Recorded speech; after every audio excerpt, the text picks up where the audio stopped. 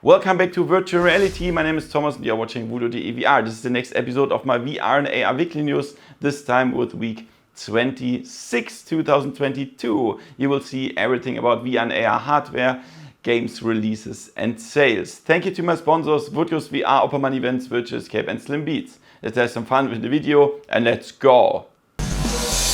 VoodooDE SideQuest. Many people know that already. I would say this is a small hack, yeah, to get some apps that are not available or not officially available for Quest or Quest 2, or some functions that are not available that you can bring to your Quest or Quest 2. Yeah. And normally you have to go to your PC and use the software, the SideQuest software here. But now, with this new update of SideQuest, you can do that inside your headset. You can install or sideload apps inside your headset, and that's a really, really nice thing. Yeah, it's just so cool. And there's a video. It's directly from the SideQuest YouTube channel here that shows you how that works. And yeah, now it's much more comfortable to use SideQuest. I already made a video about how to use SideQuest, but not about a new update. But however, if you want to see SideQuest in action, you can check this out on my channel. New infos about the upcoming Apple mixed reality headset. So there's an industry analyst called Ming-Chi Kuo.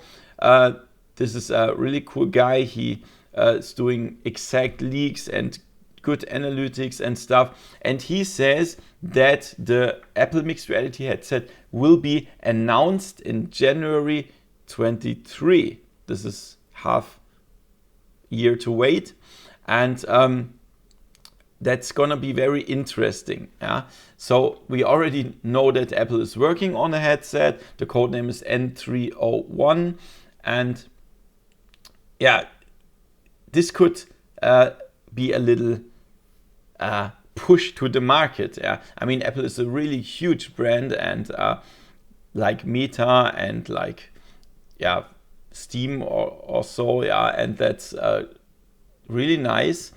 We already know some rumors about this headset. It's augmented reality VR device, so both.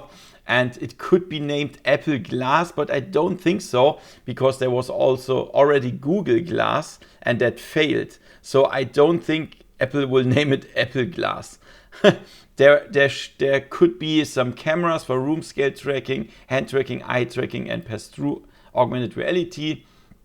The costs will be around $3,000, and it will have micro OLED displays.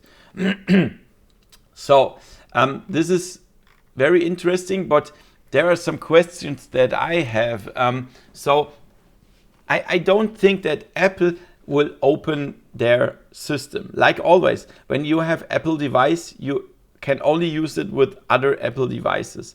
Yeah, and I don't think Apple will open their mixed reality headset to connect to a PC or something. I don't think they do that. And then there's the question, when I buy a headset for $3,000, I want to play all the games with that. Yeah, Half-Life Alyx and whatever. But Apple doesn't have all this stuff. Yeah, I mean, you have the store for the iPhone and iPad and all this stuff, but there are no AAA games as far as I know. And so this is my question: what can we do with this very expensive headset? Or is that only for industry? Yeah, is that not for consumers? I don't know. We will see. I will try to get one as soon as possible. What do you think? What do you expect from the Apple headset? And are you interested? Write it in the comments below. Short new update about Horizon Call of the Mountain. So many people have no idea, is that a small experience for 2 hours, or is that a really huge game? And as it seems, it is a huge game. At least AAA game where you can explore and stuff, because they say now you can explore the diverse landscape, you can embark on a journey with multiple paths and stuff, uncover the secrets of the mountains. And yeah, when we check out the gameplay, it looks like there's a huge open world. We cannot be 100% sure, but at least it looks like that. Look here, when you see that, I mean, the huge landscape and stuff. But yeah, I'm totally looking forward to that. The game will likely be released together with the PlayStation VR 2, and that's gonna be likely early 2023. I will definitely buy it because I already have the PlayStation 5, and that's gonna be very, very interesting. We will see.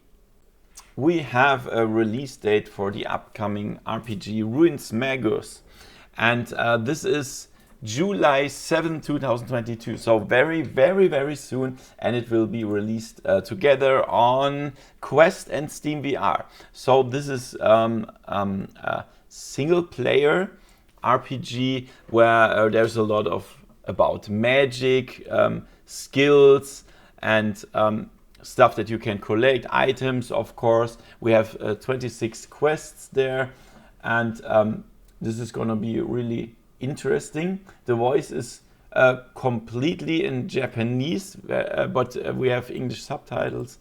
And yeah, to be honest, the style is not my kind of game, but I will show it on my channel. So perhaps it's cool. Yeah? I mean, Zenith is also not my kind of style, but I love this game. Yeah, so we will see. Perhaps it's nice. We will see. So this seems to be the first time that we can see the PlayStation VR 2 outside the Sony announcements. Yeah. So this is a picture that was posted on Twitter and was deleted seconds after that. But of course, the internet does not forget. Yeah, and it was spreaded all over the world, and this is how it looks. I don't think it is fake, because we already know the design of the PlayStation VR 2, and why should anybody fake that now? I mean, there was somebody that just made a picture and yeah, and broke the NDA of that, yeah, and yeah, so this is nice to see that it really exists, and nice to see that there are Sony shipped like over 1,000 dev kits of the PlayStation VR 2 because they want many games for the release of the PlayStation VR 2, and that's a good thing.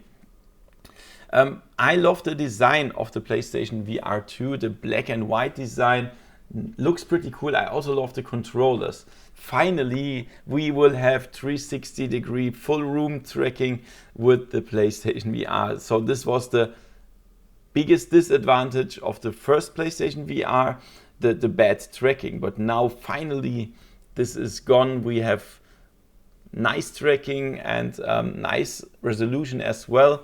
I'm so looking forward to this device. So there is a new update for my personal favorite virtual reality headset, for the Pimax 8KX. So you already know the Pimax 8KX currently has the option to use 90 Hertz in native mode. Yeah, and that's interesting, but I know that many people want more. I don't care about this, to be honest. I don't see a difference between 90 and 120 Hertz or even the 140 of the index. I don't see a difference, so I don't care about that. But I know many people do. So now it is possible to run 120 Hertz in the native mode of the Pimax 8KX, and that's really interesting, right? So this is possible with the new beta firmware.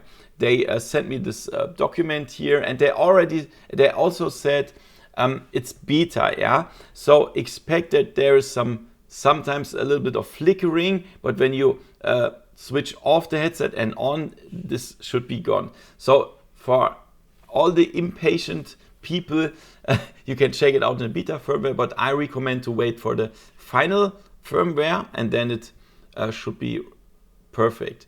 Really nice, guys, isn't that? So thank you so much to my new supporters, Morota and Alexander, and to the people that raised their support a little bit. Perhaps you've seen that my supporters are running away at the moment, so this is not a good thing for my work, of course, but I think in the current situation everybody has to reduce their costs. I can understand that, but I have also to reduce my costs, and that will result in some changes here on the channel. I will switch off my body cam in different gameplays because there is so much light, and that costs a lot of power and stuff, and that's the first thing. I want to try to reduce my costs a little bit, and some other things we will see. So let's check out the releases this week. On Steam we have Cyberblades. This is a melee fighting game. We have to slice some incoming stuff. The Wandering Room, I have already shown that on my channel. You can check it out. It's a single player shooter. It's nice, but it has some problems with the controls. I hope they will fix that. Then Burial Stone. It's a dungeon crawler. A nice dungeon crawler, where a free dungeon crawler, where you can collect stuff, we can go through dungeons and fight monsters. And the biggest thing, of course, this week is F122. I already showed that on my channel, and it's a lot of fun in virtual reality to sit in the cockpit of the Formula 1 car. So if you want to check it out, my video is already out. Then on the Quest we finally have The American Dream. So this is a fun game, action adventure with an interesting story. And then Alliance. I don't even know the English name for that game. Once Alliance, because it says on German here, Once Alliances. Okay, that's 3-on-3 multiplayer game with magic duels. Sounds interesting for the Quest. Then for the Rift we have Galaxity Terminal 21 VR. So we are in a terminal, we can hang around there, check everything out, and even together with our friends. And One. This is a game for the Rift where this has a comic graphics, but it's a horror puzzle game. Looks very interesting. And there's nothing new on the PlayStation VR this week. And let's check out the sales this week. We still have the Steam Summer Sale here. So there are a lot of VR games on sale, and the best thing is you scroll here to the side until you find VR games here. And then you see all virtual reality games that are reduced in price, but it's a lot of stuff, yeah. For example, Half-Life Alyx is 50% off, Subnautica 50%, Underwater Survival, then The Forest is horror survival 75%, and Five Nights at Freddy's, also a horror game, 50% off. But there are a lot of more games. So what I do is during the year I put everything that I want to have on my wish list on Steam. And when there is a sale, you go to your wish list and you see all the reduced prices. This is pretty nice. So that's on Steam, and on PlayStation VR we have Contagion VR Outbreak, nice zombie adventure, 70% off. The Wizards in the Enhanced Edition, nice magic adventure, 60% off. Electronauts music game, 70% off. Raw Data action shooter, 75% off. And Sprint Vector sports game, 70% off. So guys, that were the weekly news this week. I hope you liked it. Give me a thumbs up. See you next time in virtual reality. See ya. VoodooDE